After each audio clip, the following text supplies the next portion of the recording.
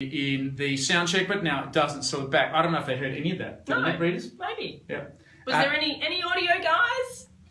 No audio at all. All right, so let's take it from the top again. Again. What a shambles. Okay, that's what life's all How about. to make your content boring and uninteresting, have no sound. Okay, so the problem is, of course, so getting back to the point, the 5 ways we're going to make your content more intriguing and, can you believe I've gone red?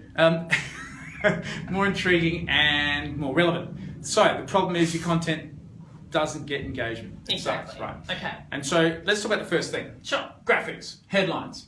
Headlines are critical. Absolutely. Your headline has to explode out of the page. Yeah. Because email subject, website headline, 50% of the time should be spent writing your headline. If your headline's garbage, no matter how good your content is, people will not read it. So make sure that your headline is special. So what are some tips and tricks as to the way you do that? I was just going to say, so what are some tips and tricks? We've spoken with Alex about this before, one of the content curators here at the Kingdom, and she had some really practical advice. She suggested that don't get intimidated by having your headline first. You can always do what we like to call an SFD. Shitty first draft. Shitty first draft. Absolutely terrible first draft. We've coined that phrase from Brené borrowed it from Brown. someone. Oh, Brené Brown, yeah. Perfect. Borrowed it. Thanks, Brené. So I'm sure you're watching. Do your shitty first draft and get through it. So and write something. Write anything. Get something out on paper or Absolutely. screen, and then brainstorm a couple of ideas. You'll find that from what you've written, something will fall out. Yeah. I always like Hopefully headlines. Or the batteries or the sound pack.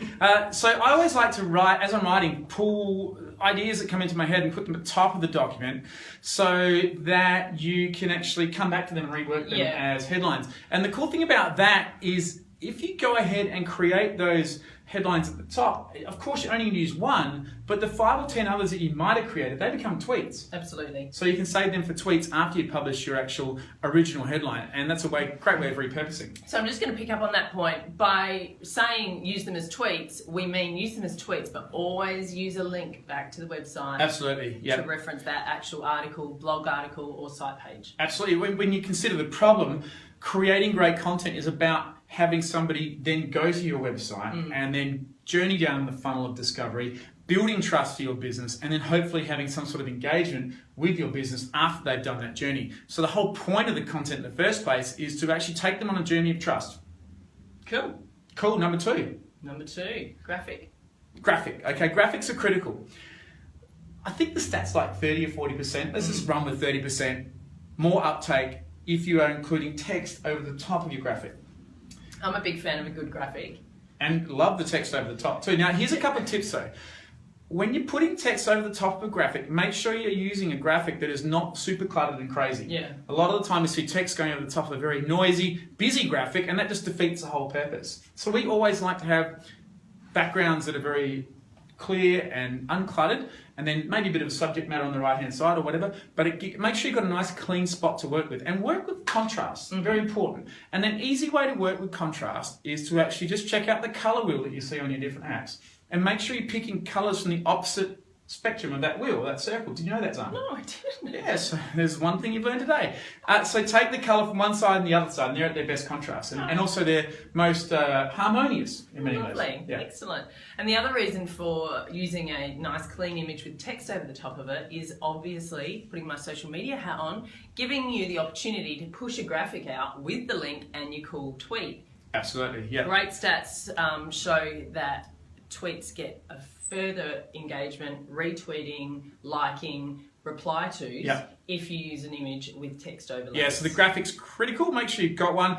Invest in the very cool little mobile phone apps. And you might have seen one of my previous editions of the Kingdom Live where we actually focus on Typorama and WordSwag, which are really nice little programs which actually easily, quickly put text over the top of your graphics. Yeah, and if you're not prepared to use your phone, we've obviously spoken at length about Canva and how cool that is. Yeah, and look, Canva, get on board. It's an Australian company. We love it for that. So Canva, easy place to do this as well. Well worth the $9.95 it is per month only. Quite remarkable. And when's Adobe going to work it out that $1,000 is too much for their software? Well, Canva's actually free for an independent user. It's $9.95 for a work. Oh, right. So, yeah. Even better. It just got a whole lot better. Okay, so I'm going to talk to you about the next one. Humour. Yeah. You're pretty Oh, funny. you're asking me about Yeah, humour? that's the funny bit. Oh, okay, cool. Yeah. So I like to always use a bit of humour in my Zanzibar blogs because it kind of, well, you might argue with this, it kind of comes naturally to me. Yeah, right. I find it easier to write in a little bit of a humorous, jovial fashion than to be all serious and Yeah. And what I find is that people talk to me about my blogs afterwards and go, oh, I thought that was really Hilarious. amusing or Yeah. funny. Plus, think about your business and think about the type of people that you want to be reading your blogs. Unless you've got a very straight, serious subject matter, Yeah. people like to be amused and entertained. And if they're not, they close the window and move on. Well, let's look at it from this point of view. 3 things. Inspire, make people laugh, or give knowledge. Pick 2. Yeah. So you need your presentation to have 2 of those things. Inspiration, knowledge, or humour. You want 2. 1 is not so bad, but 2 is going to make it. And 3, woo! 3 means you're funny, inspiring, and you're providing knowledge. Meet Zaahn Johnson. Thank you. So absolutely get humour involved. Now, how do you create humour? Oh, that's a really good question. Quirkiness, juxtaposition, Yeah. dad jokes. Think dad jokes, I reckon. Well, and I think, yes, you do think dad, that. yeah, Yeah. 4 kids. I think you can always use a real life scenario too that kind of brings that little bit of daily everydayness into something, Yep. and people can relate. I think being relatable is half the journey to being humorous and funny. And be natural. Don't try too hard, you Yep. know? There's only one version of you, so just be it. And I think also what's really important is what we see is a lot of brands take themselves way too seriously on the internet, in particular social media, but also with their headlines and their blogging. We see a lot of financial businesses that are absolutely boring as, and then you simply ask them a really simple question. In fact, this goes straight into our next point, is think like a reader. If you are going to read your own content, would you be bored by it? Would you actually pay attention and react to your content? How would you go if you actually had to sit through your blog and sit through that page in your website? Would you actually start entertained? Now, when we actually sit down in website building workshops and discuss this, the vast majority of people are like, no way. I would never read my blogs. Yeah. I would never read my website. I would never listen to that video. Well, the big point is, why would you inflict that on the rest of the world? Because we certainly are not going to read it. I mean, if you're bored with your proofread, it's time to change. Yeah, absolutely. We've got some awesome clients who have really given us some license to go, and after proving ourselves initially, Yep. you know, we were able to write with great humour, and we spend a lot of time researching their topics for them, and our content curators put heaps of effort into making sure that the blogs and site pages that we write for people are engaging and relevant. Yeah, relevant. You know, we spend Absolutely. a lot of time developing personas Yep. for businesses. Yep. So have I just stolen one of your 5 topics? Sorry. No, great segue. Love it. Yeah. Segue away. Right, to so what are we up personas. to? Number 4, number 5? 4 with a segue. Yeah, 4. 4 with a segue. Correct, yeah. So personas. So one of the great challenges of marketing is you have to be able to put yourself in the shoes of your potential customer, the person who's actually going to buy your product. And very often that's quite difficult because obviously we've all got our own unique traits, we've all got our own unique personality points. So how do you do it? What's the skill? So what we love to do here to actually work on personas and work out the characteristics of the people we're going to be trying to speak to is a couple of things. First of all, love the texters. Get the texters out, and an A3 page, texters being the brand name for permanent markers. Thank you. Put mine on, yeah. So get those permanent markers out. Colours are good, and then take a piece of A3 paper and start drawing badly. Very important you don't draw well, right? Draw badly, because you start drawing too well and worry about the drawing, then people start worrying about the picture. It's not about the picture, it's entirely about what the picture represents. And in the case of personas, what you're drawing is the clothes that the person might wear, the TV shows they watch, the handbag they might be carrying, or the wallet or the car they drive, the shoes they like, their favourite brands, what music they're listening to, what kind of headphones they have, if they're travelling, if they're in a job, working. All these different things are things you scribble and draw on your persona picture. And then stick it up on the wall. And that reminds you daily that that particular person is who you're trying to empathise with. And most importantly, what you want to document are their pain points. Yeah. So what are the pain points that your product, your business is trying to solve by having those pain points on there? So you've got to identify them. If you do that, then it's going to be easy to resonate with the challenges that person has. Much easier. Now, this is not a simple exercise to do in 2 minutes. Yeah. It's something which you should build your persona over time. Every little bit of information you get, you can add to that persona, and that further gives you the credibility to talk to that person. And don't be scared to do a bit of online research. Talk to people who are like that persona that you might know. Yep. So for example, if we're marketing to 18 to 25-year-olds, then I'll have to take Snapchat and try and get my daughter to engage. Excellent. She's 18. So with the personas, as we learn more about our readers, are we able to go back and make changes to the persona and tweak it a little bit to make sure that we're always remaining engaging and interesting to our readers? Yeah, and look, that's a really relevant thing in that we actually want to learn and discover and make sure that we are analysing the results. Yeah. And this is one reason why we hate doing massive social media scheduling, because one of the key things about social is to be able to read exactly what occurred and react to that and learn from that. So if you have a tweet or a post that goes off and does very well, that may require that you actually tweak your persona a little bit.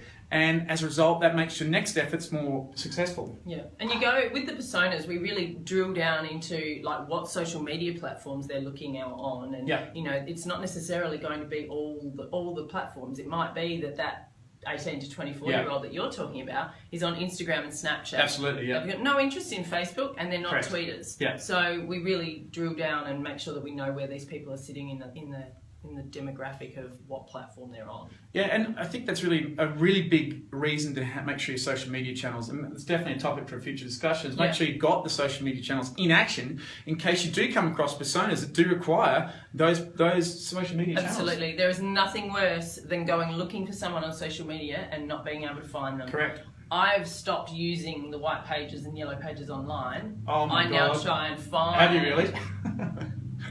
Sorry, go on. I try and find someone on Facebook first. Great, of course. And Google, of course, yeah. Very interesting. And that's at 4? I think we're up to 4. One more to go. 4. So the 5th one, it kind of comes down to that humorous point we made, but try and find the 2 circles of intersection which are interesting. So you might have one circle of interest over here that you have content knowledge about, and another one over here.